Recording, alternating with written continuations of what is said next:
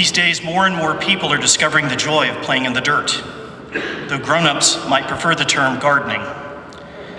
Food gardening is especially hot and trendy right now. This renewed interest in gardening may have something to do with having greater access to healthy, high-quality food, knowing where your food comes from, and supporting the environment and the local economy. Gardening, especially organic, certainly fits that bill. A growing community of local plant societies and neighborhood garden clubs. Our gospel today does not technically deal with the idea of gardening, but John uses the image of a vine and branches to aid us in our understanding of what it means to be church, the vineyard. This metaphor of vine was already a part of the Jewish tradition, often symbolic of the covenant relationship with God. From the music of the Psalms to the engravings on the temple impediments, vines were also a symbol of Yahweh's many blessings to Israel.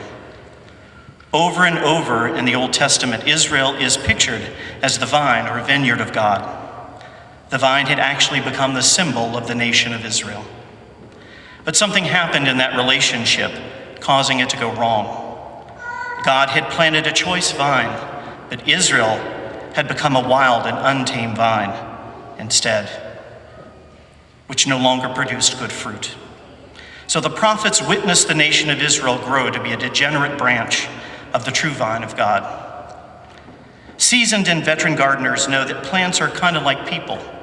Each type of plant has a unique personality and likes different things: water, sunlight, soil type, etc. Some plants like it hot and sunny, while others like it cooler or moister, or both. It's fun, but can take some experimentation to learn what works best for a particular type of plant. That being said, virtually all plants require a few basic ingredients, including a vineyard. And this vine of Israel would require a great deal of attention and careful preparation to strengthen and restore its branches to good production, with the role of the vine grower ensuring its vitality, cutting away what does not produce fruit. A fruitful vine was a symbol of obedient Israel, while a wild grape or empty vine spoke of disobedience. The vine is listed in the book of Deuteronomy as one of the 7 species in the good land that God was giving to the nation of Israel. This gift from God was meant to be enjoyed.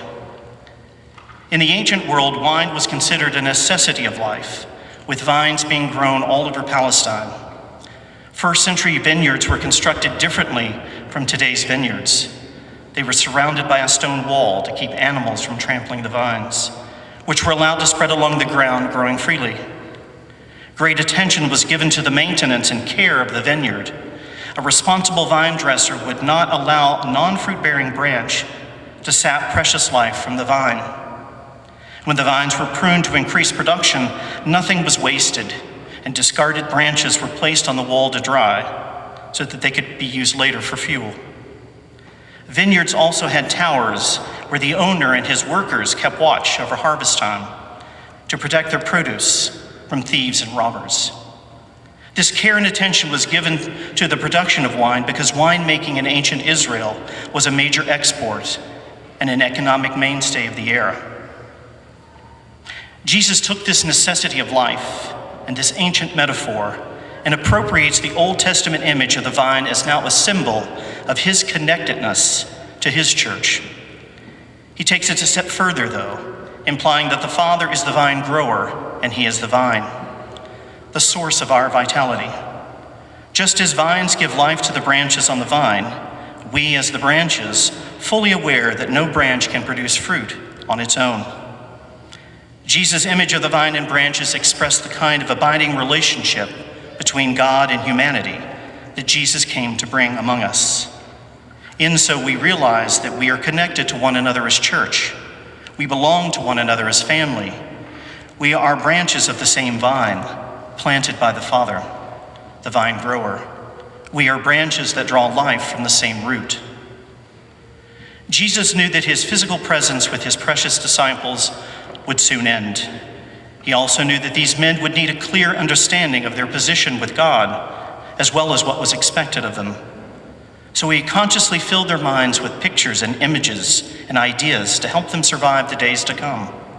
So on the night before he died, which is the setting of this gospel passage, Jesus reminds his disciples of every time and place that in his love we are grafted to one another in ways we do not completely realize or understand. As branches of Jesus, the true vine, we are part of something greater than ourselves, something that transforms and transcends the fragileness of our lives. We must remain attached to the vine to bear fruit. Jesus also says that the branches that do bear fruit are to be pruned to bear more. Now, those of us who are not experienced growers or gardeners may wonder why these fruit-bearing branches need to be pruned at all. Is it not enough just to cut off the branches that do not bear fruit? The answer is no. For the vine grower knows that merely producing fruit is not enough. He knows that the branch has the ability to produce more, and so sometimes we have the experience of being pruned in both the good times and the bad times. The vine grower knows the appropriate time to do so because he is the master gardener. Once again, our task is to remain on the vine and to produce fruit. This pruning is a natural and healthy, perhaps painful experience that is necessary for us to grow in strength and character into the people we are to become. Our lives can become strangled by fear and complacency. The demands of our lives render us unable to love and to accept love. It can be the undergrowth that isolates us from others. It mirrors us in cynicism and loneliness. When this happens, we can be assured that the Father, the vine grower, will prune away the excess and the useless, the dysfunctional and the broken in order that we might produce more fruit. My brothers and sisters, our place at God's table in eternity, our worthiness to be called disciples of Jesus, to be united to him as branches on the vine, is determined not by titles, not by our ability to talk about our beliefs, not by our self-imagined greatness, not by inheritance or some external qualification, but our belief and living fellowship in Jesus Christ and remaining in him. How can we ensure that we are abiding in Jesus and he in us? The second reading, we were given a simple formula.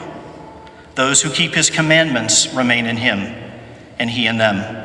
And the way we know that he remains in us is from the Spirit that he gives us.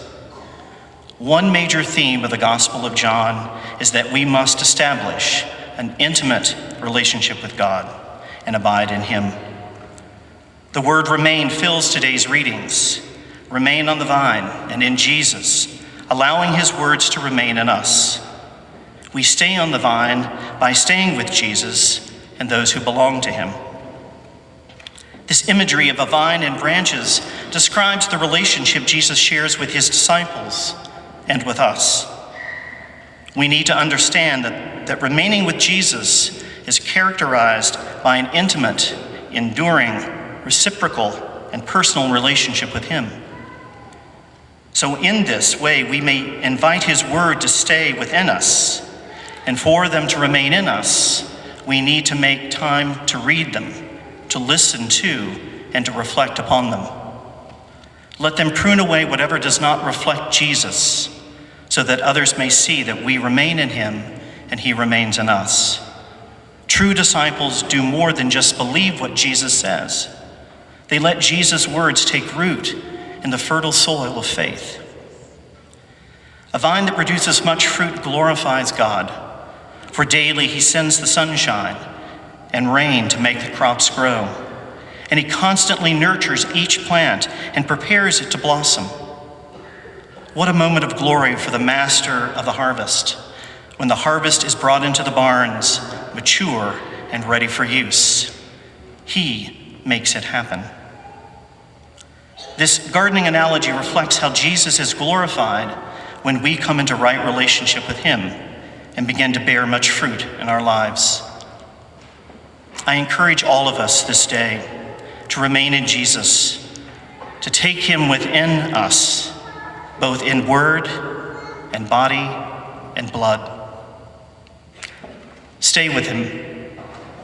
Show that his word remains in us, yielding good and bountiful fruit.